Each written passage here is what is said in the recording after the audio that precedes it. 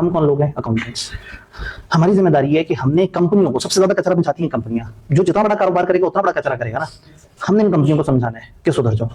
दुनिया में इन कंपनियों को सिर्फ समझा रहे हैं। फिर इन कंपनियों को हमने कहना है कि तुम अपने ये जितने भी सस्टेनेबिलिटी का डाटा है तुम अपने अकाउंट्स में दो। जिस तरह से अकाउंट्स है उस तरह से तुम ये भी बताओ कि तुमने कागज का इस्तेमाल कितना कम किया। फिर आपने कंपनियों में जाके उनको कहना है कि अकाउंट्स में चीजें देना जरूरी है। एसईसी भी कब से डायरेक्टर रिपोर्ट में कह रहा है कि एनवायरमेंट वाली बातें लिखो। जिस तरह से अकाउंट्स बनते हैं बड़े कीमती आराम से, क्योंकि दुनिया के इंटरनेशनल स्टैंडर्ड होते हैं, इसी तरह से सस्टेनेबिलिटी की भी स्टैंडर्ड्स बना रहे हैं। चंद लोग अलग अलग मुल्कों में, मगरबी मुल्कों में इकट्ठे होकर परेशान है और वो इसके स्टैंडर्ड्स बना रहे हैं।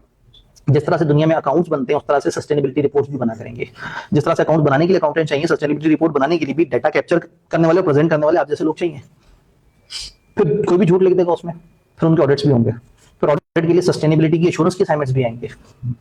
तो आपको डाटा का पेपर बताएगा कि डाटा डिफरेंट तरह के हैं कैसे और उनकी प्रोसेसिंग कैसे होती है।